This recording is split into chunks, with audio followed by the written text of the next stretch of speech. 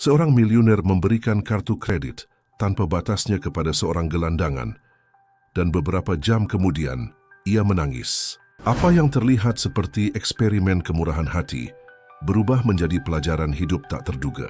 Wanita itu, tanpa meminta apapun, mulai mengubah takdir orang-orang di sekitarnya dengan satu tindakan kebaikan.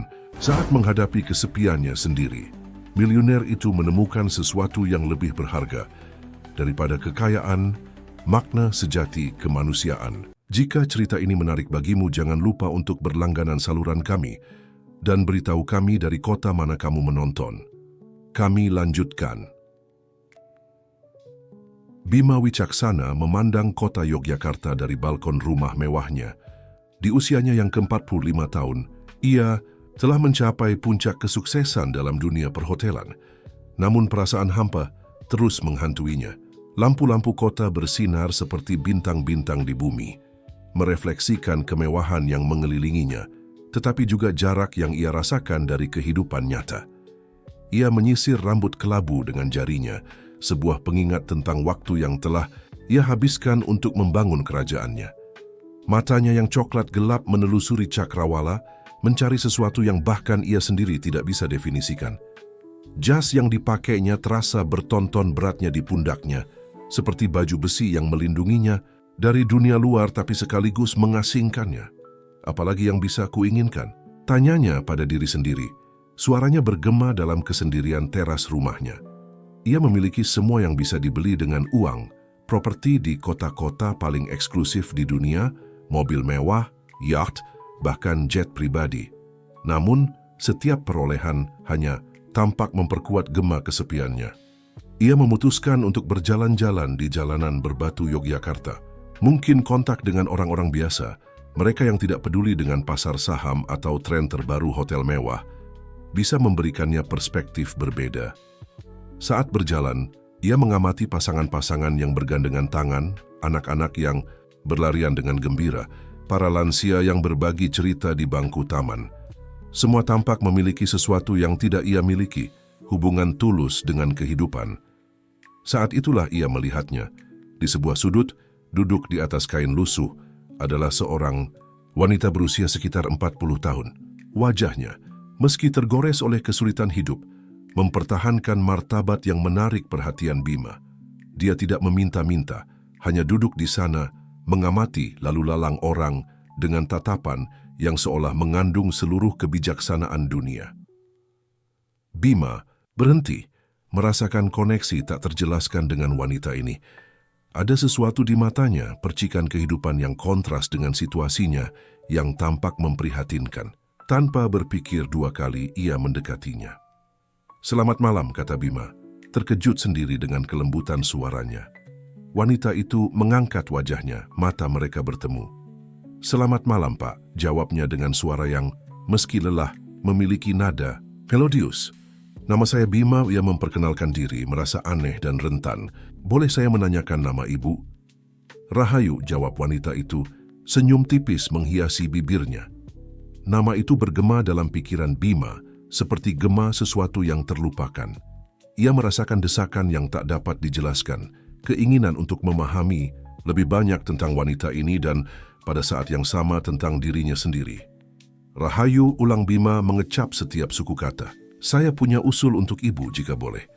Wanita itu menatapnya dengan penasaran tanpa rasa takut atau harapan, hanya dengan ketenangan yang Bima iri.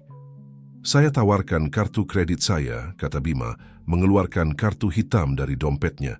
"Tanpa batas selama 24 jam, ibu bisa menggunakannya sesuka hati." Rahayu berkedip, akhirnya kejutan memecah topeng ketenangan. "Mengapa Anda melakukan ini, Pak Bima?" Bima terdiam sejenak, mencari jawaban yang jujur. "Karena saya perlu memahami sesuatu tentang hidup, tentang diri saya sendiri. Dan saya rasa ibu bisa membantu saya." Rahayu memandang kartu itu lalu Bima. Dengan gerakan lambat, hampir enggan, ia mengambil kartu tersebut. "Dan apa yang Anda dapatkan dari ini?" "Mungkin sebuah pelajaran," jawab Bima. "Atau mungkin tidak ada, tapi saya bersedia mengambil risiko." Saat ia berjalan pergi, Bima merasakan sesuatu telah berubah dalam dirinya. Ia telah memulai sebuah eksperimen tapi tidak tahu bagaimana akhirnya. Yang ia tahu hanyalah bahwa untuk pertama kalinya dalam waktu yang lama, ia merasakan sesuatu yang mirip dengan kegembiraan, antisipasi. Malam itu, saat bersiap tidur di ranjang king size-nya dengan spray sutra Mesir, Bima menyadari bahwa ia merasa tak sabar menanti fajar. Untuk pertama kalinya dalam bertahun-tahun, esok hari menjanjikan sesuatu yang berbeda, tak terduga.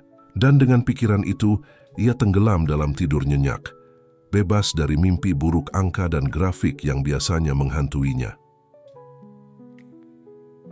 Matahari baru mulai muncul di atas atap-atap kolonial Yogyakarta ketika Bima Wicaksana sudah bangun, pikirannya dipenuhi pertanyaan dan spekulasi. Apa yang telah dilakukan Rahayu dengan kartu itu? Apakah ia tergoda oleh kemewahan yang bisa dibeli dengan uang? Atau mungkin ia memutuskan untuk tidak menggunakannya sama sekali?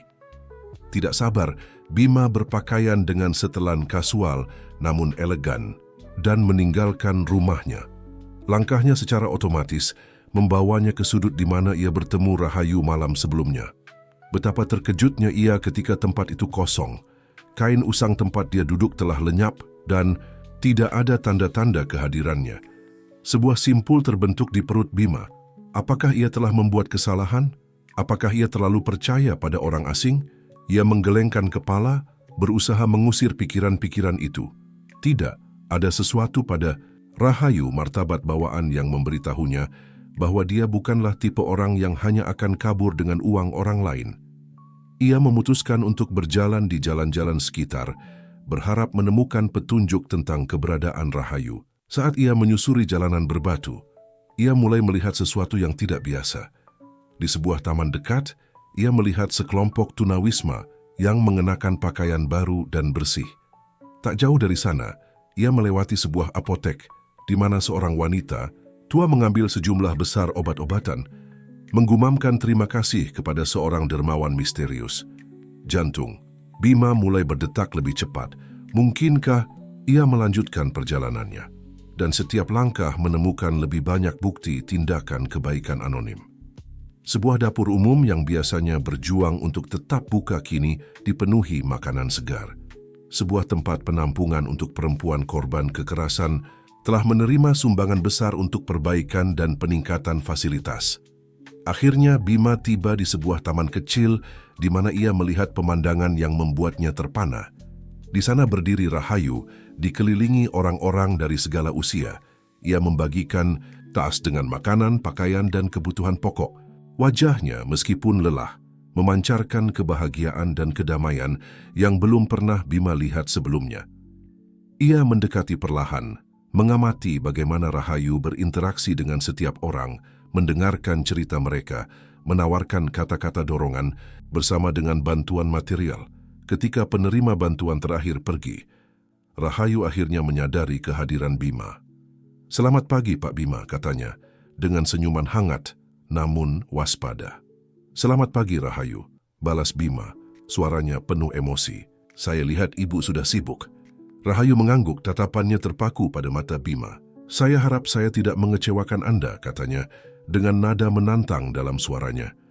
Bima menggelengkan kepala, berjuang mencari kata-kata yang tepat.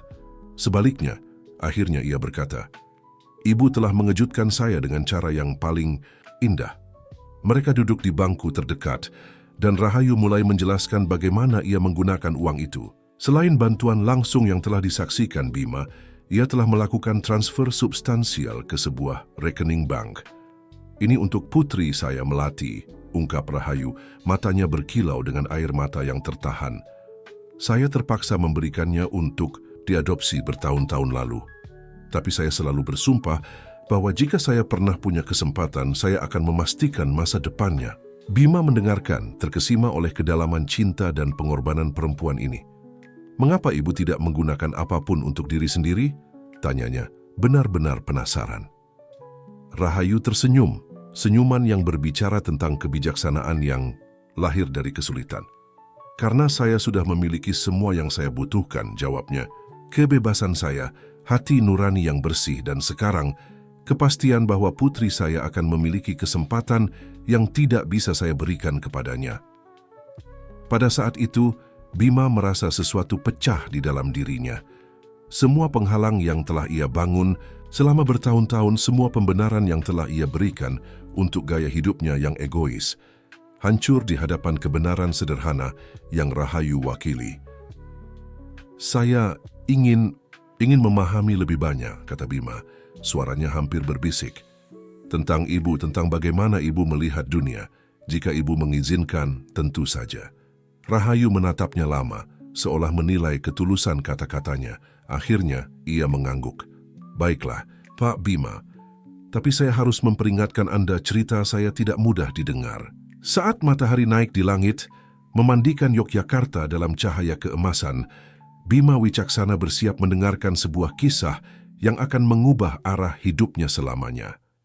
Ia tidak mengetahuinya saat itu, tetapi ia akan segera memulai perjalanan, penemuan diri yang akan membawanya mempertanyakan semua yang ia yakini tentang kesuksesan, cinta, dan makna sejati kekayaan.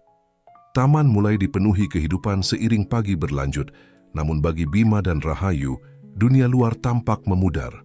Duduk di bangku kayu yang usang itu, mereka tenggelam dalam percakapan yang akan membongkar rahasia-rahasia yang telah lama terkubur dan mengubah jalannya hidup mereka selamanya. Rahayu memulai ceritanya dengan suara lembut namun tegas. 15 tahun lalu, saya adalah seorang gadis penuh mimpi dan harapan. Saya bekerja sebagai pelayan di salah satu hotel paling mewah di kota, bertekad untuk membangun masa depan yang lebih baik. Saat ia berbicara, Bima merasakan denyut pengenalan. Mungkinkah? Tapi tidak, pasti itu kebetulan. Ia mendengarkan dengan seksama, jantungnya berdetak semakin cepat. "Di sanalah saya bertemu dengannya," lanjut Rahayu, matanya hilang dalam jarak kenangan. "Seorang pengusaha muda, cerdas dan ambisius. Kami jatuh cinta mati-matian, meskipun ada perbedaan dalam dunia kami." Bima menahan nafas, kenangan membanjiri pikirannya seperti air pasang yang tak tertahankan. Bayangan seorang gadis muda yang cantik dan ceria, dengan mata yang bersinar seperti bintang, muncul dari kedalaman ingatannya. "Kami menjaga hubungan kami secara rahasia," kata Rahayu.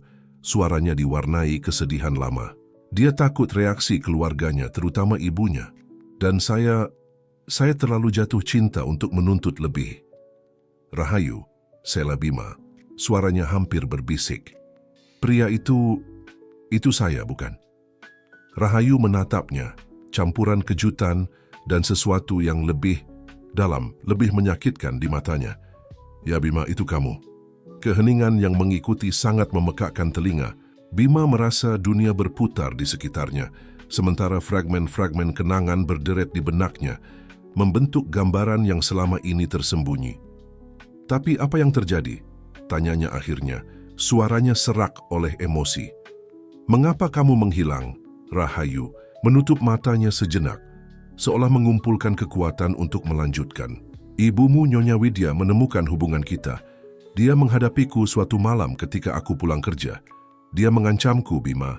Dia bilang, dia akan menghancurkan hidupku dan keluargaku jika aku tidak menjauh darimu." Bima merasakan kemarahan dan ketidakpercayaan bercampur dalam dirinya. "Ibuku melakukan apa? Mengapa kamu tidak pernah memberitahuku?" "Karena pada saat itu sudah terlambat," jawab Rahayu, air mata sunyi mengalir di pipinya. "Aku hamil, Bima, dan aku tahu ibumu akan memenuhi ancamannya jika dia tahu. Jadi aku melarikan diri, bertekad untuk melindungi bayi kita dengan segala cara." Pengungkapan itu menghantam Bima seperti pukulan di perut. "Hamil? Kita punya seorang putri." Rahayu mengangguk. "Melati, anak yang kutransfer uang kemarin, putri kita." Bima kehabisan napas, mencoba memproses besarnya pengungkapan ini. Ia memiliki seorang putri yang tidak pernah ia kenal, yang bahkan tidak ia ketahui keberadaannya. Beban 15 tahun ketidakhadiran menimpanya seperti longsoran. "Di mana dia sekarang? Bagaimana rupanya?" tanyanya.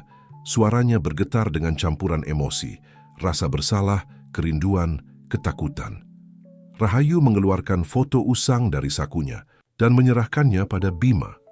Di foto itu, seorang gadis muda berusia sekitar 15 tahun tersenyum ke kamera. Dia memiliki mata Rahayu dan senyum Bima. "Dia cantik," bisik Bima, membelai foto dengan jari bergetar. "Memang," setuju Rahayu. "Dia cerdas, baik hati, dan kuat. Orang tua angkatnya telah membesarkannya dengan baik." "Orang tua angkat?" tanya Bima mengangkat pandangannya dari foto. Rahayu mengangguk, kesedihan terlihat jelas di wajahnya. "Aku tidak bisa membesarkannya sendiri. Aku sendirian, tanpa uang, melarikan diri dari ancaman ibumu. Aku tahu aku tidak bisa memberinya kehidupan yang layak ia dapatkan. Jadi aku mengambil keputusan paling sulit dalam hidupku. Aku memberikannya untuk diadopsi." Bima merasa hatinya hancur untuk Rahayu, untuk putri yang tidak pernah ia kenal, dan untuk tahun-tahun yang hilang yang tidak akan pernah bisa mereka dapatkan kembali. "Aku sangat menyesal, Rahayu," katanya. Kata-kata terasa tidak cukup untuk mengungkapkan dalamnya penyesalan. "Jika aku tahu..." "Kamu tidak mungkin tahu," sela Rahayu lembut. "Aku melakukan segala yang aku bisa untuk menghilang. Aku takut, Bima. Takut pada ibumu. Takut merusak masa depanmu." "Masa depanku," ulang Bima dengan pahit. "Masa depanku adalah serangkaian hotel kosong dan hubungan dangkal. Aku akan melepaskan segalanya untukmu, untuk putri kita." Mereka terdiam sejenak, masing-masing tenggelam dalam pikiran mereka sendiri dan beratnya kemungkinan yang hilang. "Apakah dia tahu tentang saya?" akhirnya Bima bertanya. Rahayu menggelengkan kepala. "Dia hanya tahu bahwa dia diadopsi. Orang tua angkatnya, Amelia dan Joko, luar biasa. Mereka memberinya kehidupan penuh cinta dan kesempatan."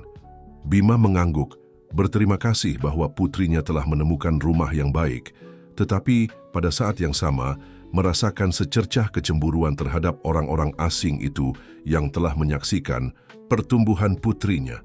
"Apa yang kita lakukan sekarang?" tanyanya merasa tersesat dan kewalahan. Rahayu menatapnya dengan campuran kasih sayang dan tekad.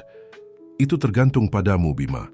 Kamu telah hidup 15 tahun tanpa mengetahui putri kita. Jika kamu ingin menjadi bagian dari hidupnya sekarang, itu tidak akan mudah.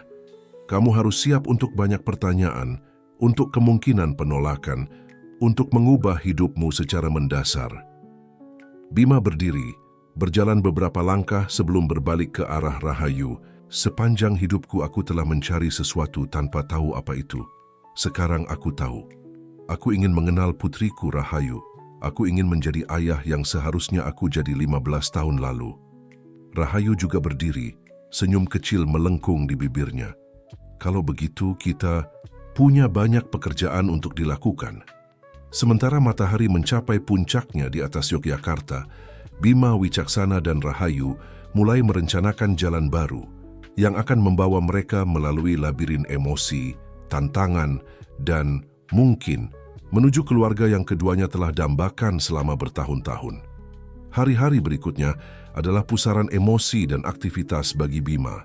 Setiap pagi ia bangun dengan campuran antisipasi dan ketakutan, sadar bahwa hidupnya telah berubah tidak dapat dikembalikan.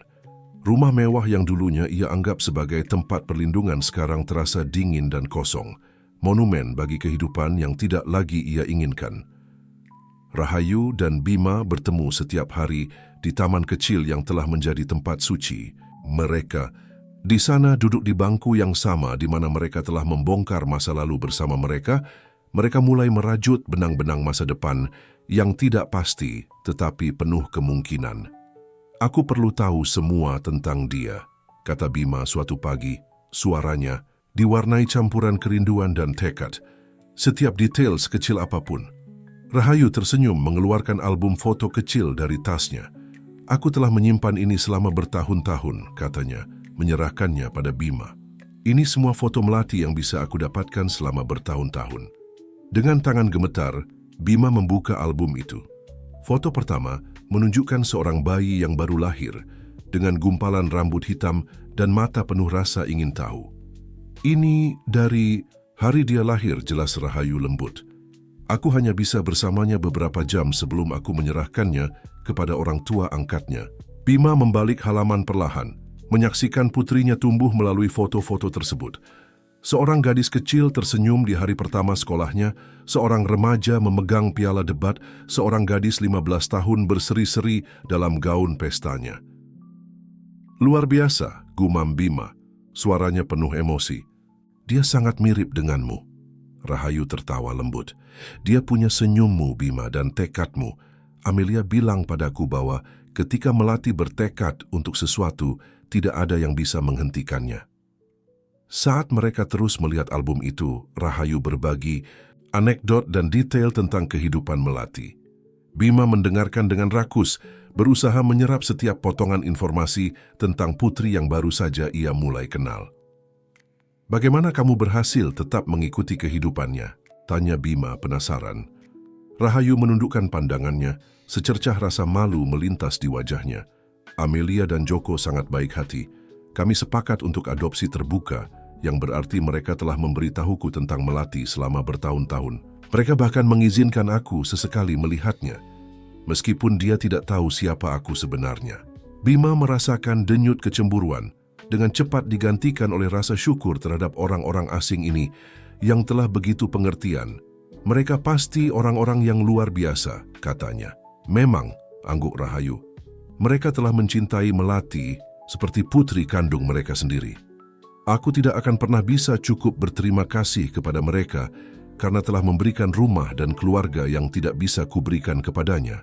Keheningan menyelimuti mereka, syarat dengan emosi yang tidak terungkapkan, dan pertanyaan-pertanyaan yang belum terjawab. "Rahayu," Bima memulai, suaranya serius. "Aku ingin bertemu dengannya. Aku ingin menjadi bagian dari hidupnya, tapi aku tidak tahu bagaimana melakukannya." Tanpa menyebabkan rasa sakit atau kebingungan, Rahayu menatapnya, matanya penuh pengertian dan sedikit kekhawatiran. "Tidak akan mudah, Bima. Melati memiliki kehidupan yang mapan, keluarga yang dia cintai. Memperkenalkanmu ke dalam hidupnya akan mengubah semua itu." "Aku tahu," jawab Bima, mengusap rambutnya dengan gerakan frustrasi. "Tapi aku tidak bisa terus hidup dengan mengetahui bahwa aku punya putri di luar sana dan tidak melakukan apa-apa tentang itu. Aku ingin melakukan hal yang benar kali ini." Rahayu mengangguk perlahan. "Aku mengerti, tapi kita harus bertindak hati-hati. Melati adalah seorang remaja, dan berita ini bisa jadi sangat mengejutkan baginya." "Apa saranmu?" tanya Bima, bersedia mengikuti saran Rahayu. "Pertama, kita harus berbicara dengan Amelia dan Joko," jawab Rahayu. "Mereka mengenal Melati lebih baik dari siapapun. Mereka akan bisa memberi kita saran tentang cara terbaik untuk mendekati masalah ini." Bima setuju, meskipun gagasan menghadapi orang tua angkat putrinya membuatnya cemas. Dan kemudian kata Rahayu dengan senyum kecil, "Kita akan mulai membangun jembatan ke arah putri kita, langkah demi langkah dengan kesabaran dan cinta." Saat matahari mulai terbenam di atas Yogyakarta, Bima dan Rahayu berpisah, masing-masing membawa beban keputusan yang akan datang. Bima kembali ke rumah mewahnya, tetapi tidak lagi terasa seperti tempat perlindungan. Sebaliknya, terasa seperti penjara masa lalunya, masa lalu yang ia bertekad untuk tinggalkan. Malam itu, saat memandang keluar jendela ke arah kota yang terbentang di bawahnya, Bima mengambil keputusan. Apapun hasilnya, ia akan melakukan segala yang ia bisa untuk menjadi ayah yang Melati layak dapatkan. Dan mungkin dalam prosesnya, ia bisa menemukan kembali pria yang pernah ia jadi, pria yang dicintai Rahayu sejak lama. Pagi hari yang dijadwalkan untuk bertemu dengan Amelia dan Joko, orang tua angkat Melati, Bima bangun dengan perasaan gugup di perutnya. Ia berpakaian dengan hati-hati, memilih pakaian kasual namun elegan, jauh dari setelan bisnis yang biasa ia kenakan. Ia ingin memberikan kesan mudah didekati, seseorang yang bisa diajak bicara, bukan pengusaha perhotelan yang dingin yang telah ia jadi selama bertahun-tahun. Rahayu menunggunya di pintu masuk kafe kecil, tempat mereka telah sepakat untuk bertemu.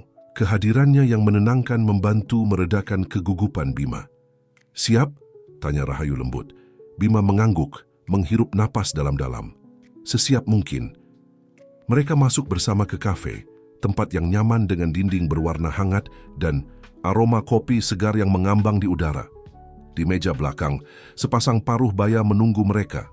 Bima langsung mengenali mereka dari foto-foto yang Rahayu tunjukkan padanya. Amelia, seorang wanita berwajah ramah dengan mata yang bersemangat, dan Joko, seorang pria berpenampilan tenang dengan senyum yang menenangkan. Melihat mereka mendekat, Amelia dan Joko berdiri. Ada momen ketegangan saat keempat orang dewasa saling memandang, sadar akan beratnya momen tersebut. Amelia, Joko, mulai Rahayu, suaranya tenang namun tegas. Perkenalkan Bima Wicaksana, ayah biologis Melati. Bima mengulurkan tangannya, berusaha mengendalikan gemetar. Suatu kehormatan bertemu dengan Anda, katanya, suaranya penuh emosi. Saya tidak bisa cukup berterima kasih atas semua yang telah Anda lakukan untuk Melati. Amelia adalah yang pertama memecah kebekuan, mengambil tangan Bima dalam genggamannya. Selamat datang, Bima, katanya dengan senyum hangat. Kami telah lama menunggu saat ini. Joko juga menjabat tangan Bima, genggamannya kuat dan menenangkan. Silakan duduk, katanya menunjuk ke kursi kosong. Kita punya banyak yang harus dibicarakan. Keempatnya duduk, dan untuk sesaat keheningan menyelimuti, masing-masing mencari kata-kata yang tepat untuk memulai percakapan penting ini. Pertama-tama, mulai Bima, suaranya sedikit bergetar.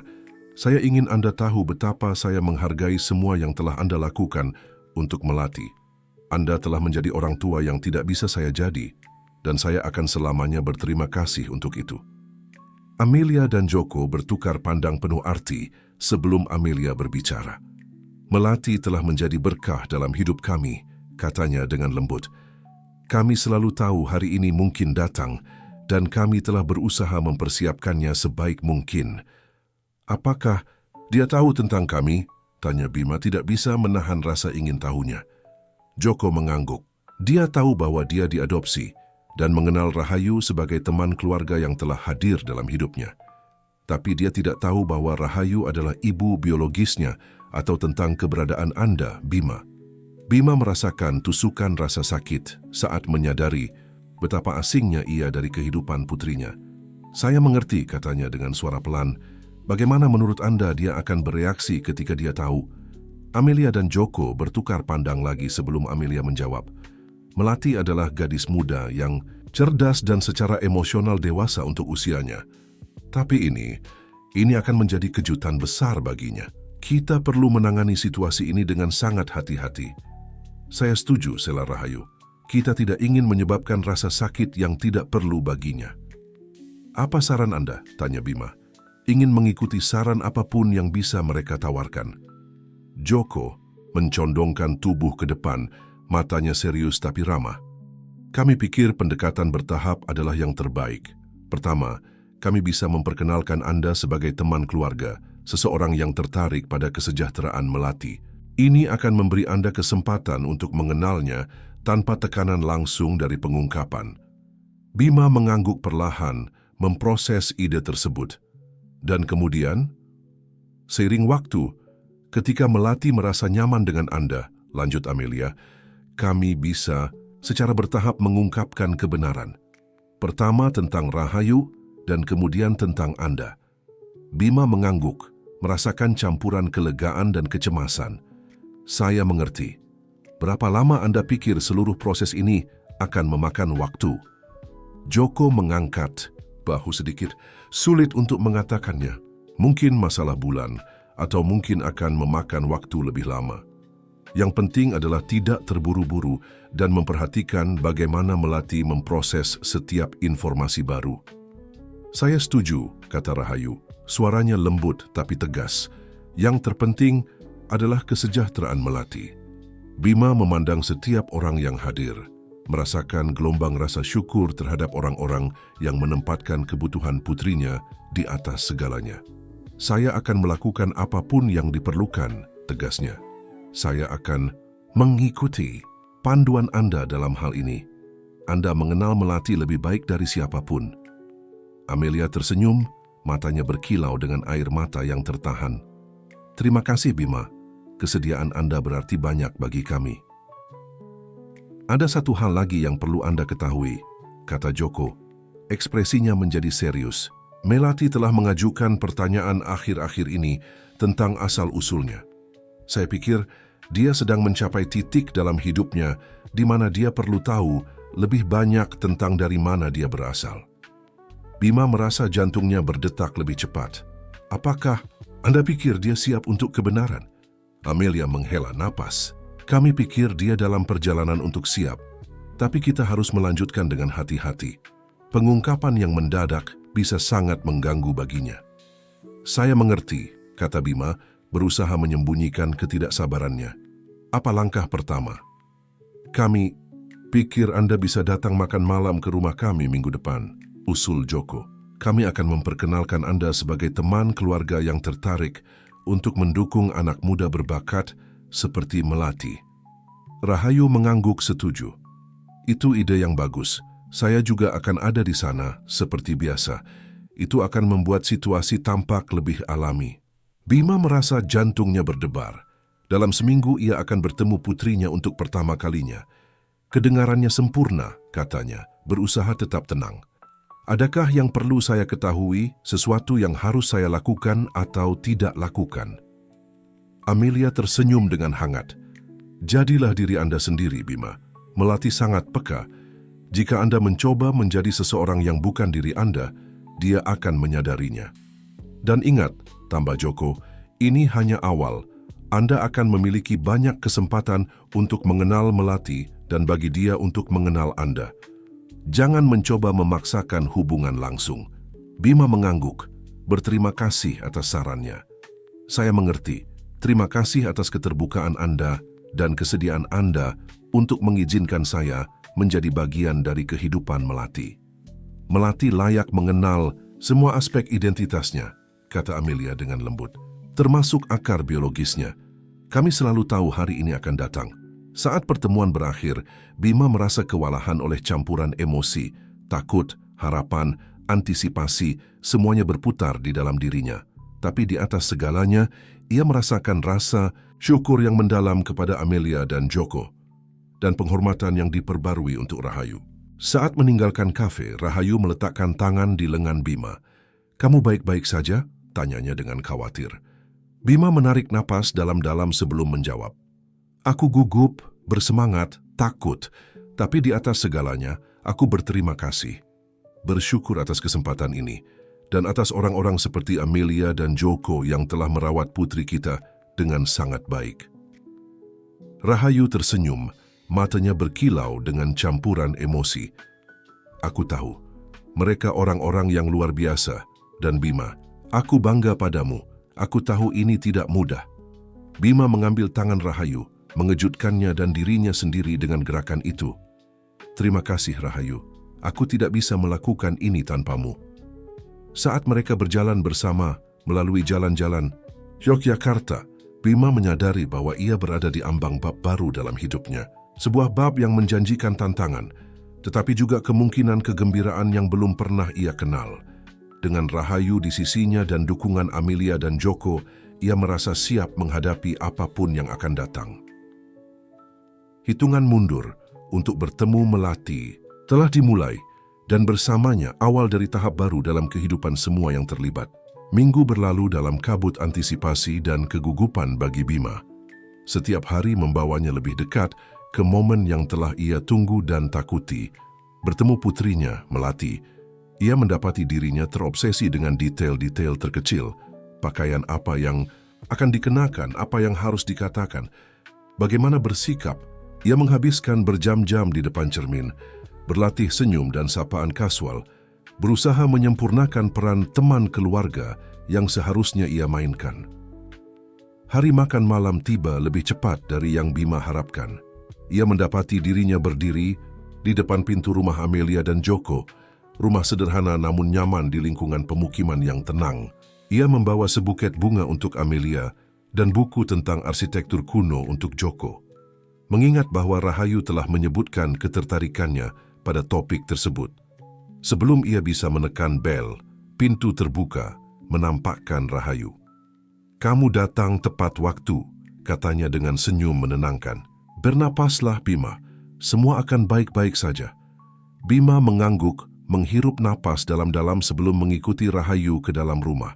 Aroma makanan rumahan memenuhi udara, bercampur dengan suara tawa dari arah dapur. Amelia muncul di lorong, mengeringkan tangannya pada celemek. "Selamat datang, Bima," katanya dengan hangat, menerima bunga dengan senyum penuh terima kasih. "Silakan masuk." Melati sedang membantu Joko menyelesaikan salad. Bima mengikuti Amelia menuju dapur. Jantungnya berdebar begitu keras hingga ia takut. Semua orang bisa mendengarnya. Dan kemudian, di sanalah dia. Melati berdiri membelakangi pintu masuk, memotong tomat dengan presisi hati-hati. Rambutnya yang hitam jatuh bergelombang di bahunya, dan Bima langsung bisa melihat keanggunan gerakannya sangat mirip dengan Rahayu. "Melati," panggil Amelia lembut. "Aku ingin memperkenalkanmu pada seseorang." Gadis muda itu berbalik dan Bima merasa napasnya tercekat. Mata Melati, besar dan ekspresif, adalah cerminan matanya sendiri. Senyumnya, meskipun hati-hati, menerangi seluruh wajahnya dengan cara yang menyakitkan mengingatkannya pada Rahayu di masa mudanya. "Halo," kata Melati, suaranya jelas dan percaya diri. "Kamu pasti Pak Bima. Ibu dan ayah menceritakan tentangmu." Bima harus berusaha keras untuk menemukan suaranya. "Tolong, panggil saja Bima," katanya mengulurkan tangannya. "Senang bertemu denganmu, Melati." Ketika tangan mereka bertemu, Bima merasakan koneksi instan, seolah arus listrik mengalir di antara mereka. Apakah dia juga merasakannya? Ia bertanya-tanya, mencari tanda pengenalan di wajahnya. Tapi Melati hanya tersenyum sopan sebelum kembali ke tugasnya menyiapkan salad. Makan malam berlangsung dalam suasana keramahan yang terasa dipaksakan. Bima mendapati dirinya mengamati setiap gerakan Melati, terpesona oleh cara-cara kecil di mana dia mirip dengannya dan Rahayu. Cara ia mengerutkan hidung ketika tertawa, gerakan penuh pemikiran memiringkan kepala sedikit ke samping, bahkan cara ia memegang garpunya. Semua tampak seperti gema dari gerakannya sendiri atau Rahayu. "Jadi Melati," kata Bima, berusaha menjaga nada kasual. "Aku dengar kamu siswa yang sangat baik. Mata pelajaran apa yang paling kamu minati?" Mata Melati bersinar dengan antusiasme. "Aku sangat menyukai biologi," jawabnya dengan penuh semangat, "terutama genetika. Sangat menarik bagaimana perubahan kecil dalam DNA bisa memiliki efek yang sangat besar." Bima merasakan tenggorokannya tercekat. Ironi situasi tidak luput darinya. Disinilah putrinya terpesona oleh misteri warisan genetik tanpa mengetahui bahwa ia sedang duduk berhadapan dengan ayah biologisnya. "Genetika adalah bidang yang menarik," akhirnya ia berkata. "Apakah kamu pernah berpikir untuk belajar kedokteran atau penelitian ilmiah di masa depan?" Melati mengangguk dengan antusias.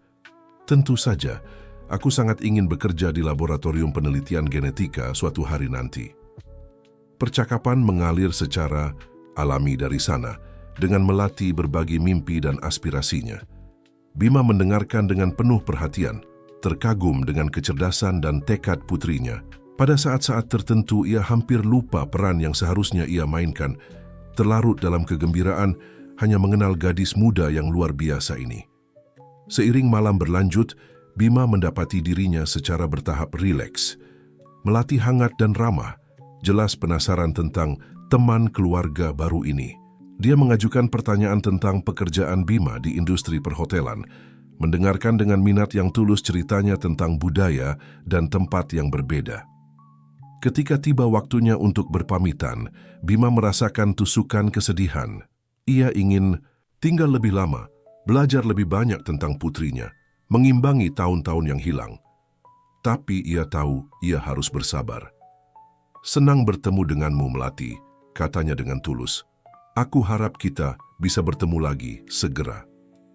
Melati tersenyum, dan untuk sesaat, Bima pikir ia melihat kilasan sesuatu yang lebih dalam di matanya.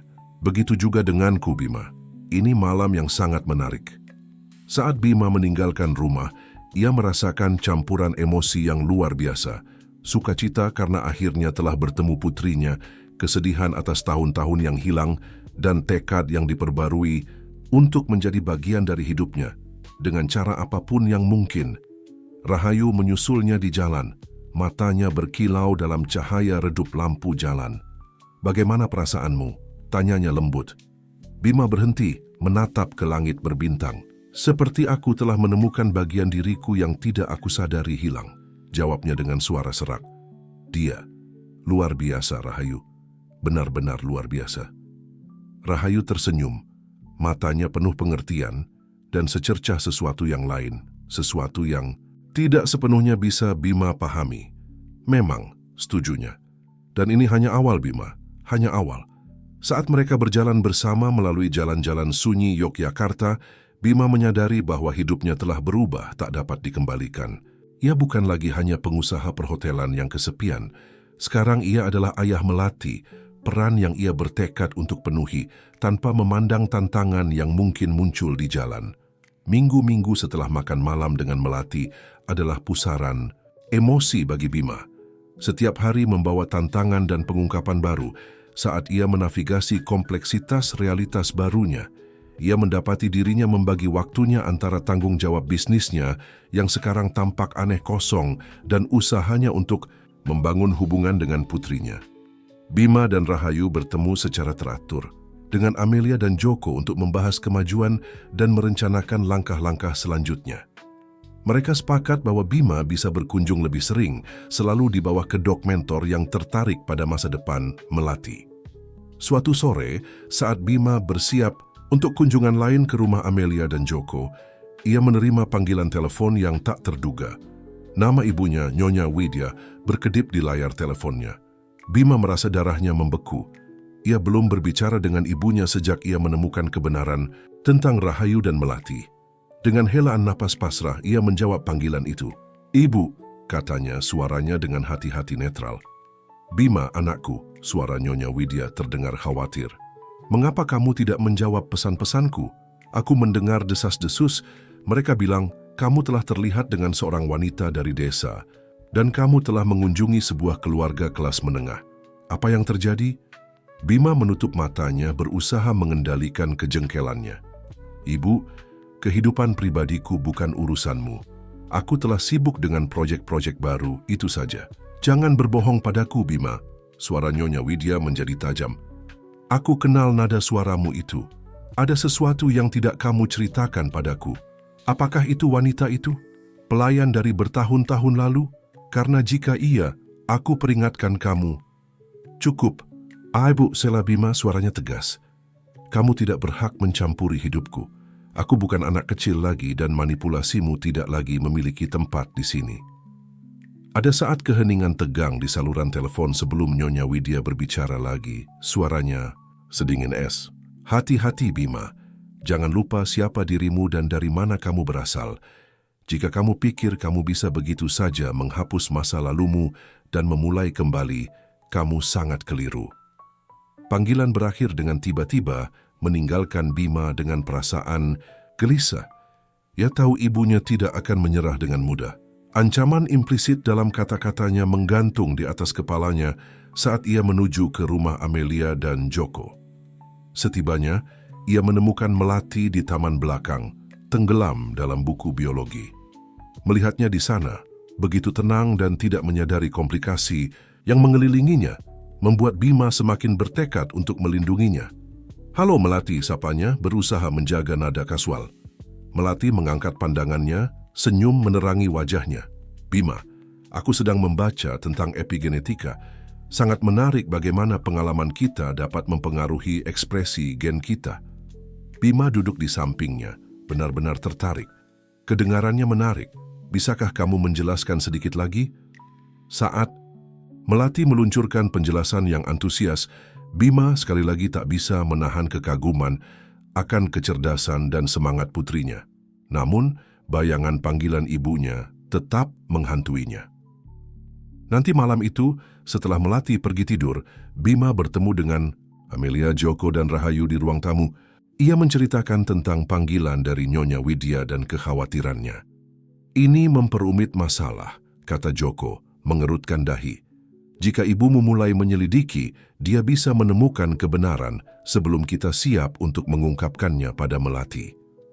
Rahayu, yang telah diam, akhirnya berbicara. "Mungkin sudah waktunya untuk mempercepat rencana kita.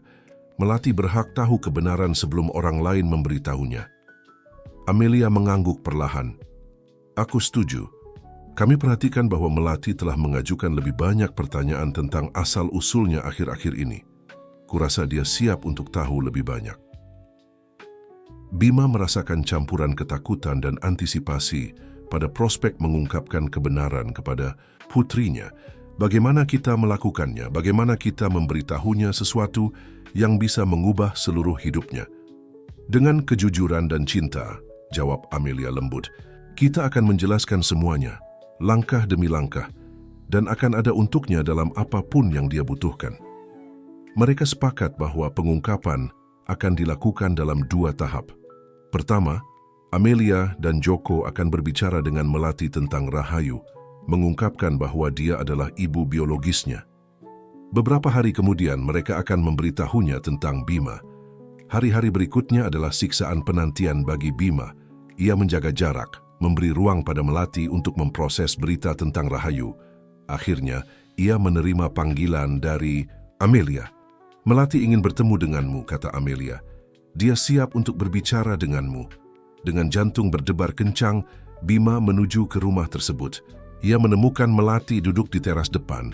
Ekspresinya campuran kebingungan, keingintahuan, dan secercah rasa sakit. "Halo Melati," katanya lembut, duduk di sampingnya. Melati menatapnya, matanya penuh pertanyaan. "Kamu ayahku," katanya sederhana. Bukan sebagai pertanyaan, tapi sebagai pernyataan fakta. Bima mengangguk, merasa kata-kata tercekat di tenggorokannya. "Ya, aku adalah ayahmu, dan aku sangat menyesal tidak ada untukmu selama bertahun-tahun ini." Ada saat keheningan tegang sebelum Melati berbicara lagi. Mengapa kamu tidak ada di sana? Apakah kamu tidak menginginkanku?" Rasa sakit dalam suaranya bagaikan tikaman di hati Bima. "Oh Melati, tidak. Jangan pernah berpikir begitu. Aku tidak tahu kamu ada sampai baru-baru ini. Jika aku tahu, aku akan menggerakkan langit dan bumi untuk berada dalam hidupmu." Perlahan dengan hati-hati, Bima mulai menceritakan kisah hubungannya dengan Rahayu, campur tangan Nyonya Widya, dan bagaimana keadaan telah memisahkan mereka. Melati mendengarkan dalam diam, matanya penuh emosi yang tidak sepenuhnya bisa Bima pahami. "Aku tahu ini banyak untuk diproses," kata Bima saat ia menyelesaikan ceritanya. "Dan aku akan mengerti jika kamu membutuhkan waktu atau ruang. Tapi aku ingin kamu tahu bahwa aku di sini sekarang. Dan aku akan melakukan segalanya dalam kekuatanku untuk menjadi ayah yang layak kamu dapatkan." Melati tetap diam untuk waktu yang lama. Matanya tertuju pada Cakrawala. Ketika akhirnya dia berbicara, suaranya lembut tapi tegas. "Aku butuh waktu untuk berpikir, untuk memahami semua ini. Tapi aku senang mengetahui kebenaran." Bima mengangguk, merasakan campuran kelegaan dan kecemasan. "Ambil semua waktu yang kamu butuhkan. Aku akan ada di sini saat kamu siap." Saat ia bersiap untuk pergi, Melati menghentikannya dengan sebuah pertanyaan. "Pam, ayah, apakah kamu percaya pada takdir? Apakah kamu percaya bahwa kita ditakdirkan untuk bertemu kembali?" Bima berbalik ke arahnya, terkejut oleh pertanyaan tersebut. "Aku tidak tahu," jawabnya dengan jujur. "Tapi aku tahu bahwa aku bersyukur atas kesempatan kedua ini. Dan aku akan melakukan yang terbaik untuk tidak menyia-nyiakannya." Melati mengangguk, senyum kecil melengkung di bibirnya. "Aku juga." Saat Bima menjauh dari rumah, ia merasa sebuah beban terangkat dari pundaknya. Kebenaran kini telah terungkap. Dan meskipun ia tahu bahwa jalan di depan tidak akan mudah, ia siap menghadapi tantangan apapun yang muncul. Namun, di sudut pikirannya, kata-kata mengancam Nyonya Widya terus bergema. Ia tahu bahwa badai belum berlalu, dan bahwa ia harus bersiap untuk apa yang akan datang berikutnya.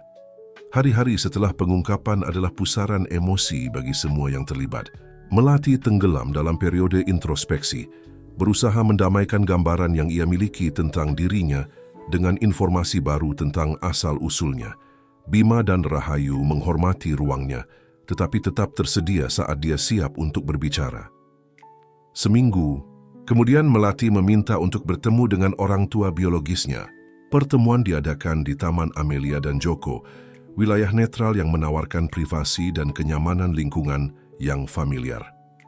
Bima tiba lebih dulu, jantungnya berdebar dengan campuran antisipasi dan gugup. Ia menemukan Melati duduk di bangku kayu, pandangannya hilang di kejauhan. Melihatnya, ia mengembangkan senyum kecil. "Halo, ayah," katanya. Kata itu terdengar aneh, tapi tidak seluruhnya tidak nyaman di bibirnya. Bima merasa hatinya membengkak mendengar kata itu. "Halo Melati," jawabnya lembut, duduk di sampingnya. Rahayu tiba beberapa saat kemudian, melengkapi trio tersebut. Untuk beberapa saat, mereka bertiga saling menatap dalam diam, ketegangan terasa di udara. Akhirnya, Melati berbicara. "Aku telah banyak berpikir tentang semua ini," ia memulai. Suaranya tenang tapi tegas. Tentang genetika, tentang takdir, tentang keputusan yang kita buat, dan bagaimana mereka mempengaruhi orang lain. Bima dan Rahayu mendengarkan dengan seksama, sadar akan pentingnya momen ini. "Aku marah," lanjut Melati. Matanya berkilau dengan air mata yang tertahan. Marah karena waktu yang hilang, karena kebohongan, karena keadaan yang memisahkan kita. Tapi aku juga bersyukur. Bersyukur memiliki kesempatan untuk mengenal kalian, untuk memahami dari mana aku berasal. Rahayu mengulurkan tangan gemetar ke arah putrinya. "Aku sangat menyesal, Melati. Jika aku bisa mengubah masa lalu." "Kita tidak bisa mengubah masa lalu," Sela Melati mengambil tangan ibunya. "Tapi kita bisa memutuskan apa yang akan kita lakukan dengan masa kini dan masa depan." Bima merasa tenggorokannya tercekat dengan emosi. "Apa yang ingin kamu lakukan, Melati? Bagaimana kamu ingin kita melanjutkan dari sini?" Melati menarik napas dalam-dalam sebelum menjawab. "Aku ingin mengenal kalian, benar-benar mengenal kalian. Bukan sebagai teman keluarga atau teman orang tuaku, tetapi sebagai siapa kalian sebenarnya, orang tua biologisku." Bima dan Rahayu bertukar pandangan lega dan kegembiraan yang hati-hati. "Kami sangat menginginkan itu," kata Bima, suaranya penuh emosi. "Kami ingin menjadi bagian dari hidupmu, Melati, dengan cara yang kamu izinkan." Rahayu mengangguk setuju. "Kita akan mengambil langkah sesuai kecepatanmu. Kami tidak ingin menekanmu atau mempersulit hidupmu lebih dari yang diperlukan." Melati tersenyum, senyum tulus yang menerangi wajahnya. "Terima kasih. Kurasa kita semua punya banyak hal yang harus dipelajari satu sama lain." Hari-hari berikutnya membawa dinamika baru ke dalam hidup mereka. Melati mulai menghabiskan lebih banyak waktu dengan Bima dan Rahayu, baik secara individual maupun bersama-sama. Mereka berbagi makanan, berjalan-jalan di kota, dan tak terhitung percakapan di mana masing-masing menemukan sisi-sisi yang tidak dikenal dari yang lain. Bima semakin takjub setiap harinya dengan kecerdasan dan kasih sayang putrinya. Melati pada gilirannya mulai melihat melampaui fasad pengusaha perhotelan, menemukan hati yang rentan dan penuh kasih yang telah Bima sembunyikan selama bertahun-tahun. Suatu sore saat mereka berjalan-jalan di kebun raya Yogyakarta, Melati mengajukan pertanyaan yang mengejutkan Bima. "Ayah," katanya, kata itu terdengar semakin alami di mulutnya. "Pernahkah kamu berpikir untuk memiliki anak? Maksudku, sebelum tahu tentang aku." Bima berhenti, mempertimbangkan jawabannya dengan hati-hati. "Sejujurnya tidak," akunya. "Aku begitu fokus pada karirku, membangun kerajaan hotelku, sehingga tidak pernah membiarkan diriku memikirkan keluarga." Melati mengangguk, memproses informasi tersebut. "Dan sekarang, bagaimana perasaanmu menjadi seorang ayah?" Bima merasa hatinya membengkak dengan emosi. "Ini adalah hal terbaik yang pernah terjadi dalam hidupku," jawabnya dengan tulus. "Ini membuatku menyadari betapa kosongnya eksistensiku sebelumnya. Kamu telah memberikan tujuan baru dalam hidupku, Melati." Gadis muda itu tersenyum, matanya berkilau dengan air mata yang belum tumpah. "Kamu tahu, aku selalu bertanya-tanya seperti apa orang tua biologisku. Apakah mereka seperti aku? Apakah kami akan berbagi minat yang sama? Aneh tapi menenangkan melihat bagian-bagian diriku dalam dirimu dan ibu, dalam Rahayu." Bima meletakkan tangan di bahu putrinya, merasakan gelombang cinta dan perlindungan. "Kita adalah keluarga sekarang, Melati. keluarga yang tidak konvensional memang, tapi tetap sebuah keluarga. Saat mereka melanjutkan jalan-jalan mereka, Bima tidak bisa menahan diri untuk memikirkan betapa banyak hidupnya telah berubah dalam waktu singkat. Kekosongan yang telah ia rasakan selama bertahun-tahun secara bertahap terisi dengan cinta dan koneksi yang ia bentuk dengan putrinya. Namun di sudut pikirannya, ancaman Nyonya Widya masih ada. Ia tahu ia harus menghadapi ibunya pada akhirnya, tetapi untuk saat ini ia bertekad untuk menikmati setiap momen dengan Melati dan Rahayu. Yang tidak diketahui Bima adalah bahwa sementara ia membangun kembali ikatan dengan putrinya yang baru ditemukan, Nyonya Widya sibuk merajut jaring kebohongan dan manipulasi yang segera akan mengancam untuk menghancurkan semua yang sedang mereka bangun. Sementara Bima, Rahayu dan Melati menempa ikatan keluarga baru, badai sedang mendekat di Cakrawala. Nyonya Widya frustrasi dengan kurangnya jawaban dari putranya dan dipicu oleh rumor yang beredar di lingkaran sosialnya, telah memutuskan untuk mengambil alih situasi. Dengan sumber daya yang hampir tak terbatas di bawah kendalinya, Nyonya Widya mempekerjakan seorang detektif swasta untuk mengikuti gerakan Bima. Tidak butuh waktu lama untuknya menemukan kebenaran tentang Melati dan hubungan yang sedang dibangun Bima dengan dia dan Rahayu. Berita bahwa ia memiliki seorang cucu dan bahwa Bima sedang menghubungkan kembali dengan wanita yang telah ia usir tahun-tahun lalu membuat Nyonya Widya dipenuhi kemarahan dingin dan penuh perhitungan. Dalam pikirannya, ini adalah penghinaan langsung terhadap semua yang telah ia usahakan untuk dibangun dan dipertahankan. Status sosial keluarga wicaksana, reputasi tak bercela putranya, warisan yang telah ia rencanakan dengan hati-hati.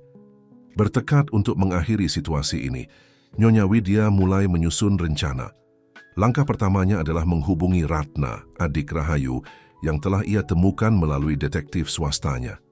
Ratna yang berjuang melawan kecanduan dan hidup dalam kondisi memprihatinkan di pinggiran kota, menjadi target mudah bagi manipulasi Nyonya Widya. Dengan janji uang dan rehabilitasi, matriark keluarga wicaksana meyakinkan Ratna untuk membantunya dalam rencananya. Sementara itu, tidak menyadari rencana Nyonya Widya, Bima, Rahayu, dan Melati terus memperkuat ikatan mereka. Suatu sore, saat menikmati piknik di taman, Melati mengejutkan orang tua biologisnya dengan sebuah pertanyaan. "Aku sudah memikirkan." Ia memulai memainkan gelisah helai rambutnya. "Apakah aku bisa menghabiskan lebih banyak waktu di rumahmu, Ayah? Aku ingin tahu lebih banyak tentang bagian warisan itu." Bima merasa hatinya membengkak dengan kegembiraan. "Tentu saja, sayang. Aku akan sangat senang. Kita bisa menyiapkan kamar untukmu jika kamu mau." Rahayu tersenyum, meskipun Bima melihat kilatan kekhawatiran di matanya. "Kedengarannya luar biasa, Melati. Tapi ingat bahwa Amelia dan Joko juga keluargamu. Kita tidak ingin mereka merasa tersisihkan." Melati mengangguk serius. "Aku tahu. Aku akan berbicara dengan mereka terlebih dahulu. Aku ingin kita semua menjadi bagian dari ini." Saat mereka membuat rencana untuk kunjungan panjang Melati, tak satu pun dari mereka yang menyadari badai yang akan datang.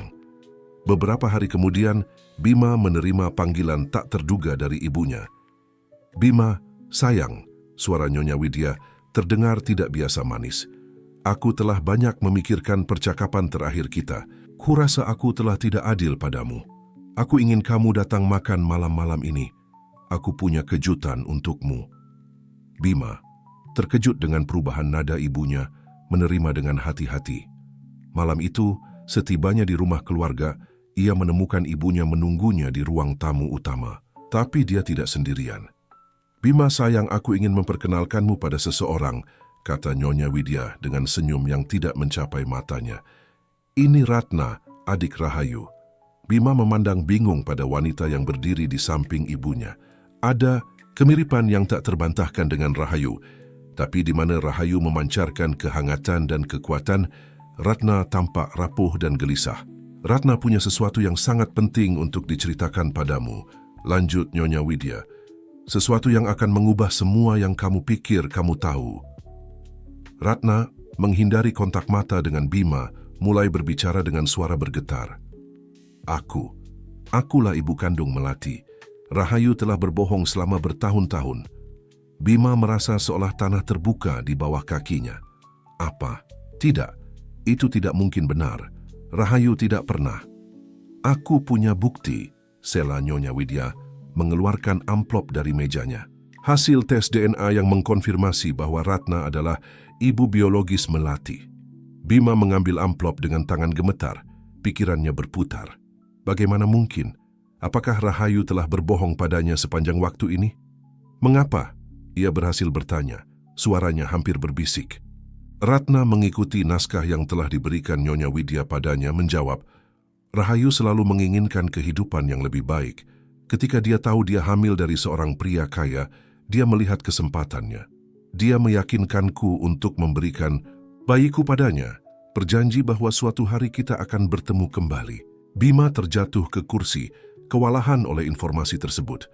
Sebagian dari dirinya menolak untuk percaya bahwa Rahayu bisa menipunya seperti itu, tetapi buktinya tampak tak terbantahkan. Aku tahu ini sulit untuk dicerna, nak, kata Nyonya Widya, meletakkan tangan di bahunya. Tapi kamu perlu tahu kebenaran. Wanita itu telah memanipulasimu, kamu dan gadis malang itu. Bima berdiri dengan tiba-tiba. Aku butuh udara, gumamnya, berjalan menuju pintu. Bima, panggil ibunya. Pikirkan Melati. Dia berhak tahu kebenaran tentang ibu kandungnya yang sebenarnya. Saat Bima keluar dari rumah, pikirannya adalah pusaran emosi dan pemikiran yang bertentangan. Bagaimana ia akan menghadapi Rahayu dengan informasi ini? Dan bagaimana mereka akan memberitahu Melati? Yang tidak diketahui Bima adalah bahwa bukti Nyonya Widya adalah palsu. Bagian dari rencana rumit untuk memisahkannya dari Rahayu dan Melati. Badai yang telah mengancam akhirnya pecah, mengancam untuk menghancurkan bukan hanya hubungan antara Bima, Rahayu, dan Melati, tetapi juga reputasi dan masa depan semua yang terlibat. Saat ia mengendarai mobilnya kembali ke rumahnya, Bima terpecah antara kepercayaan yang telah ia kembangkan pada Rahayu dan bukti yang tampaknya tak terbantahkan yang telah disodorkan ibunya.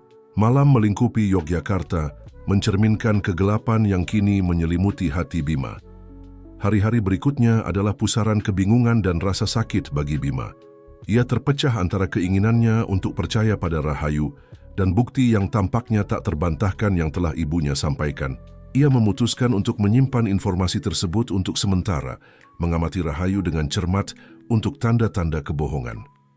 Rahayu pada bagiannya memperhatikan perubahan dalam perilaku Bima. Ia menjadi jauh, menghindari kontak mata, dan tampak tegang setiap kali mereka bersama. Suatu sore saat Melati berada di sekolah, Rahayu memutuskan untuk menghadapi situasi tersebut. Bima, apa yang terjadi? Tanyanya langsung. Kamu bertingkah aneh akhir-akhir ini. Apakah aku melakukan sesuatu yang salah? Bima menatapnya, wajahnya topeng emosi yang bertentangan. Akhirnya dengan helaan napas ia memutuskan bahwa sudah waktunya untuk kebenaran. Rahayu, aku perlu kamu benar-benar jujur padaku. Ia memulai. Suaranya tegang. Apakah kamu benar-benar ibu Melati? Rahayu memucat, matanya terbuka dengan kaget. Apa? Bima, bagaimana kamu bisa bertanya itu? Tentu saja aku ibu Melati. Dari mana datangnya ini? Bima menceritakan tentang kunjungan ke ibunya, tentang Ratna dan bukti tes DNA yang diduga.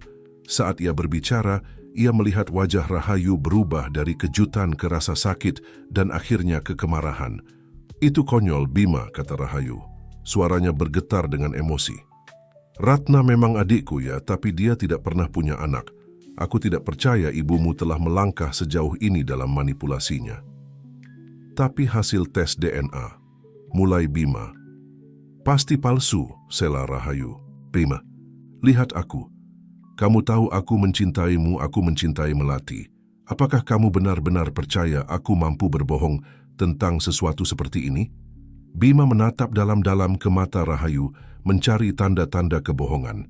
Yang ia lihat hanyalah cinta, rasa sakit, dan kejujuran yang tak tergoyahkan.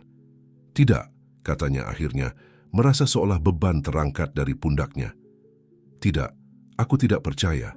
Maafkan aku, Rahayu. Aku seharusnya mempercayaimu sejak awal. Rahayu mengambil tangan Bima dalam genggamannya. Aku mengerti mengapa kamu ragu. Ibumu adalah wanita yang kuat dan manipulatif. Tapi Bima, Kita perlu menghadapi ini bersama. Demi kebaikan Melati. Bima mengangguk, merasakan tekad baru. Kamu benar. Sudah waktunya mengakhiri manipulasi ibuku sekali dan untuk selamanya. Mereka memutuskan bahwa sudah waktunya untuk melibatkan Amelia dan Joko. Malam itu saat Melati tidur, keempat orang dewasa bertemu untuk membahas situasi. Ini serius, kata Joko setelah mendengar ceritanya. Jika Nyonya Widya bersedia pergi sejauh ini, siapa tahu apa lagi yang mampu ia lakukan. Amelia selalu praktis, menyarankan sebuah rencana. Kita butuh bukti nyata. Mari lakukan tes DNA resmi dengan saksi dan segalanya. Itu seharusnya mengakhiri semua keraguan. Semua setuju. Keesokan harinya, Bima, Rahayu, dan Melati menjalani tes DNA di laboratorium terkemuka di kota. Sambil menunggu hasilnya, mereka memutuskan bahwa sudah waktunya untuk memberitahu Melati apa yang sedang terjadi. Gadis muda itu mendengarkan dalam diam sementara orang tuanya menjelaskan situasi. Ketika mereka selesai, Melati mengejutkan mereka, semua dengan jawabannya.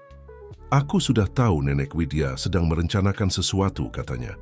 Aku mendengarnya berbicara di telepon beberapa hari lalu ketika aku berkunjung. Dia sedang mendiskusikan dengan seseorang tentang bukti palsu dan manipulasi. Hasil. Bima merasakan gelombang kebanggaan atas kecerdikan putrinya, bercampur dengan kekecewaan mendalam terhadap ibunya. Melati, katanya lembut, aku sangat menyesal kamu harus mendengar itu. Aku berjanji kami akan melakukan semua yang kami bisa untuk melindungimu dari manipulasi nenekmu. Melati tersenyum mengambil tangan Bima dan Rahayu. Aku tahu, aku percaya pada kalian. Kita keluarga, kan? Dan keluarga tetap bersatu. Kata-kata itu memperkuat tekad semua orang.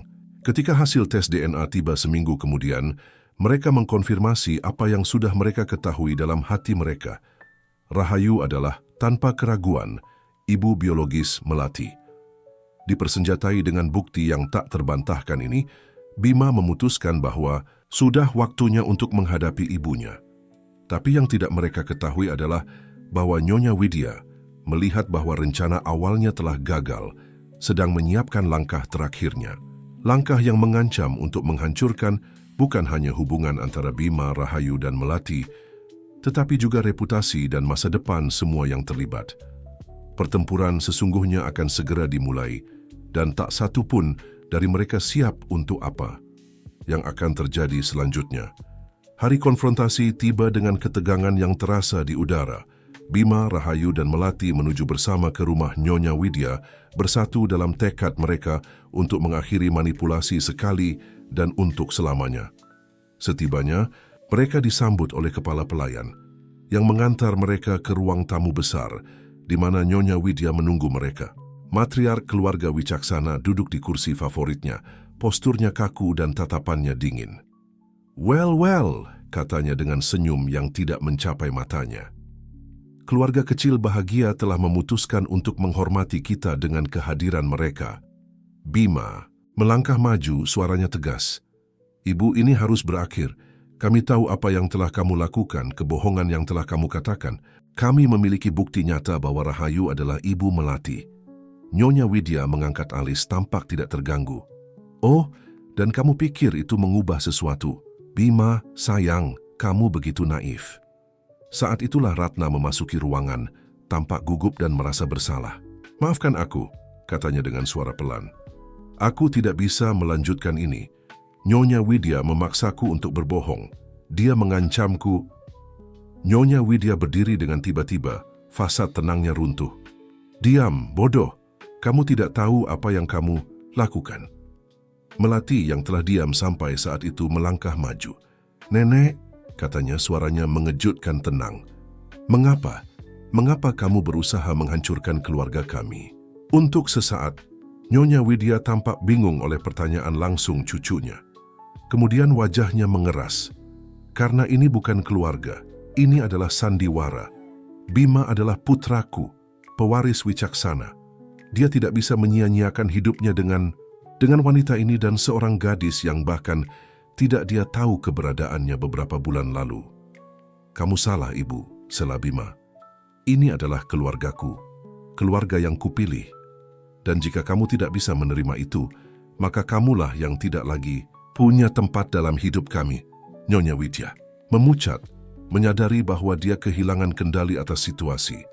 Dalam usaha terakhir yang putus asa, dia mengeluarkan sebuah amplop dari mejanya.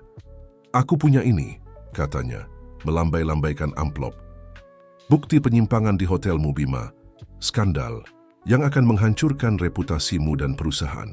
Jika kamu tidak menjauh dari mereka, aku akan mempublikasikannya." Bima terdiam sesaat, kemudian mengejutkan semua orang. Ia mulai tertawa. Bukan tawa kegembiraan, tetapi tawa pembebasan. Seseorang yang akhirnya melihat semuanya dengan jelas. "Kamu tahu apa, Ibu? Lakukan saja," kata Bima, suaranya tegas dan mantap. "Publikasikan apa yang kamu mau. Jika ada penyimpangan di hotelku, aku akan menghadapinya. Aku akan bertanggung jawab atas kesalahanku. Tapi aku tidak akan melepaskan keluargaku karenanya." Nyonya Widya tampak terpukul, seolah tidak percaya dengan apa yang dia dengar. Tapi reputasimu, warisan keluarga. Warisan yang sebenarnya, Sela Rahayu melangkah maju untuk berdiri di samping Bima. "Bukan tentang uang atau kekuasaan. Ini tentang cinta, tentang koneksi, tentang melakukan hal yang benar bahkan ketika itu sulit." Melati dengan air mata di matanya tapi senyum berani bergabung dengan orang tuanya. "Nenek, masih ada waktu bagimu untuk menjadi bagian dari ini, dari keluarga kami. Tapi kamu harus melepaskan kendali, kebanggaan, manipulasi." Untuk sesaat, tampak seolah kata-kata Melati telah mencapai Nyonya Widya. Wajahnya melembut, dan untuk pertama kalinya, ia tampak benar-benar melihat gadis muda di depannya. Tapi kemudian seperti pintu yang tertutup, ekspresinya mengeras kembali. "Keluar dari rumahku," katanya dengan dingin. "Kalian semua. Aku tidak lagi punya anak, tidak lagi punya cucu." Bima merasakan tusukan rasa sakit, tapi juga perasaan pembebasan yang mendalam. Mengambil tangan Rahayu dan Melati, ia berjalan menuju pintu. "Selamat tinggal, Ibu," katanya lembut. "Aku berharap suatu hari kamu bisa melihat melampaui prasangka dan kesombonganmu." Saat mereka keluar dari rumah, Ratna menyusul mereka. "Aku sangat menyesal," katanya, air mata mengalir di pipinya. "Aku tidak pernah ingin menjadi bagian dari ini. Aku butuh bantuan." Rahayu memandang adiknya dengan campuran kasih sayang dan kewaspadaan. "Ikutlah dengan kami, Ratna. Kita akan membicarakan ini dan melihat bagaimana kami bisa membantumu." Saat mereka menjauh dari rumah Wicaksana, Bima merasa seolah beban besar telah terangkat dari pundaknya. Ia memandang Rahayu dan Melati, dan kemudian Ratna yang berjalan dengan kepala tertunduk di belakang mereka. "Kalian tahu apa?" katanya. Senyum tulus menerangi wajahnya untuk pertama kalinya dalam beberapa hari. "Kurasa sudah waktunya untuk awal baru, untuk kita semua." Melati mengangguk dengan antusias. "Bagaimana dengan piknik di taman? Seperti keluarga sungguhan." Rahayu tersenyum, menekan tangan Bima. "Menurutku itu ide yang sempurna." Saat mereka menuju taman, matahari mulai terbenam di atas Yogyakarta, memandikan kota dalam cahaya keemasan yang hangat. Seolah alam semesta sendiri merayakan awal baru ini, keluarga ini yang telah melewati begitu banyak ujian untuk bersama. Bima tahu masih ada tantangan di depan. Ia harus menghadapi konsekuensi dari penyimpangan apapun dalam bisnisnya, membantu Ratna dalam pemulihannya, dan terus membangun dan memperkuat ikatan dengan Rahayu dan Melati. Tapi untuk pertama kalinya dalam hidupnya, Bima benar-benar merasa damai, benar-benar lengkap. Saat mereka membentangkan selimut piknik di bawah pohon besar, dengan tawa Melati memenuhi udara dan kehadiran hangat Rahayu di sisinya, Bima tahu bahwa ia telah menemukan sesuatu yang jauh lebih berharga daripada kerajaan hotel atau warisan keluarga. Ia telah menemukan cinta, penerimaan, dan rasa memiliki yang telah ia cari sepanjang hidupnya. Dan begitulah, saat malam turun dengan lembut di atas kota, keluarga baru ini mulai menulis bab pertama dari kisah mereka bersama, kisah cinta, pengampunan, dan kesempatan kedua. Bulan-bulan berikutnya membawa serangkaian perubahan signifikan dalam kehidupan Bima, Rahayu, dan Melati. Seperti yang telah ia janjikan, Bima menghadapi penyimpangan dalam bisnisnya dengan transparansi dan tekad. Meskipun ada konsekuensi finansial dan reputasinya menderita untuk sementara, kejujuran dan kesediaannya untuk bertanggung jawab membuatnya mendapatkan rasa hormat dari banyak orang. Rahayu terinspirasi oleh pengalamannya sendiri dan keinginan untuk membantu orang lain, memutuskan untuk mendirikan organisasi nirlaba yang didedikasikan untuk mendukung ibu tunggal dan keluarga dalam situasi sulit. Bima mendukungnya sepenuhnya, menggunakan koneksi bisnisnya untuk mengumpulkan dana dan menciptakan kesadaran. Melati pada gilirannya berkembang dengan cinta dan dukungan dari keluarga besarnya. Amelia dan Joko tetap menjadi bagian integral dari hidupnya, dan bersama dengan Bima dan Rahayu, mereka membentuk jaringan dukungan yang solid dan penuh kasih untuk gadis muda tersebut. Hasratnya pada genetika hanya tumbuh, dan dengan dukungan orang tuanya ia mulai mengeksplorasi kesempatan untuk belajar di universitas-universitas terbaik. Ratna, dengan dukungan saudara perempuannya dan keluarga barunya yang diperluas, masuk ke program rehabilitasi. Meskipun jalannya tidak mudah, ia secara perlahan mulai mendapatkan kembali kendali atas hidupnya dan menyembuhkan luka-luka masa lalu. Setahun setelah konfrontasi dengan Nyonya Widya, keluarga berkumpul untuk merayakan ulang tahun Melati yang ke-17. Taman Rumah Bima, yang dulunya ruang dingin dan jarang digunakan, kini dipenuhi tawa, musik, dan aroma masakan rumahan. Saat Melati meniup lilin kuenya, dikelilingi oleh Bima, Rahayu, Amelia, Joko, Ratna, dan sekelompok teman dekat, Bima tidak bisa menahan diri untuk merefleksikan betapa banyak hidupnya telah berubah. Bersulang, katanya, mengangkat gelasnya. Untuk kesempatan kedua, untuk keluarga yang kita pilih dan untuk cinta yang mengatasi semua rintangan. Semua orang mengangkat gelas mereka, senyum menerangi wajah mereka. Melati dengan air mata kebahagiaan di matanya menambahkan, dan untuk awal yang baru. Malam itu setelah para tamu pergi dan Melati telah pergi ke kamarnya, Bima dan Rahayu duduk di teras, menatap bintang-bintang. Pernahkah kamu membayangkan kita akan berakhir seperti ini? Tanya Rahayu, bersandar di bahu Bima. Bima tersenyum, menggenggam jari-jarinya dengan miliknya. Tidak pernah, tapi aku tidak akan menukarnya dengan apapun di dunia.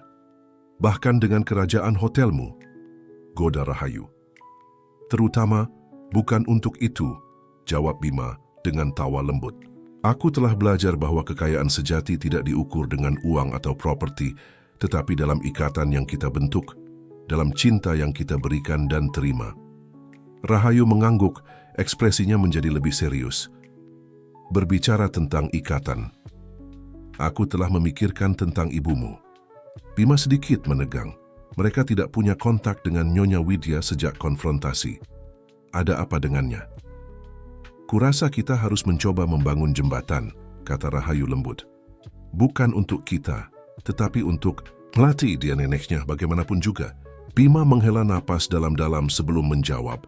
Tidak akan mudah, ibuku sang rumit. Aku tahu, jawab Rahayu. Tapi lihatlah seberapa jauh kita telah sampai, berapa banyak yang telah kita lewati. Mungkin dengan waktu dan kesabaran, bahkan Nyonya Widya bisa berubah. Bima merenungkan kata-kata Rahayu. Sebagian dari dirinya ingin melindungi keluarganya dari manipulasi ibunya, tetapi bagian lain memahami kebijaksanaan dalam kata-kata Rahayu. Kamu benar, katanya akhirnya. Kita akan mencoba. Bersama. Pagi berikutnya, saat matahari naik di atas Yogyakarta memandikan kota dalam cahaya keemasan, Bima terbangun dengan perasaan damai dan tujuan. Ia memandang Rahayu yang tidur dengan damai di sampingnya dan kemudian ke arah kamar Melati di mana putrinya mungkin masih bermimpi tentang penemuan ilmiah masa depannya. Ia menyadari bahwa ini baru awal. Ada tantangan di depan, membangun kembali hubungannya dengan ibunya, terus mendukung pemulihan Ratna, membimbing Melati dalam perjalanannya menuju kedewasaan. Tapi untuk pertama kalinya dalam hidupnya, Bima tidak takut pada masa depan. Ia menantikannya dengan antisipasi dan kegembiraan. Karena sekarang ia memahami bahwa hidup bukan tentang mengumpulkan kekayaan atau kekuasaan. Ini tentang koneksi yang kita buat, tentang cinta yang kita bagikan, dan tentang kesediaan untuk tumbuh dan berubah. Ini tentang kesempatan kedua dan awal baru. Dan saat hari baru menyingsing, Bima tahu bahwa ia berada tepat di mana ia seharusnya berada, dikelilingi oleh cinta keluarganya, siap menghadapi tantangan apapun yang mungkin dibawa masa depan. Karena, pada akhirnya, itulah kekayaan sejati,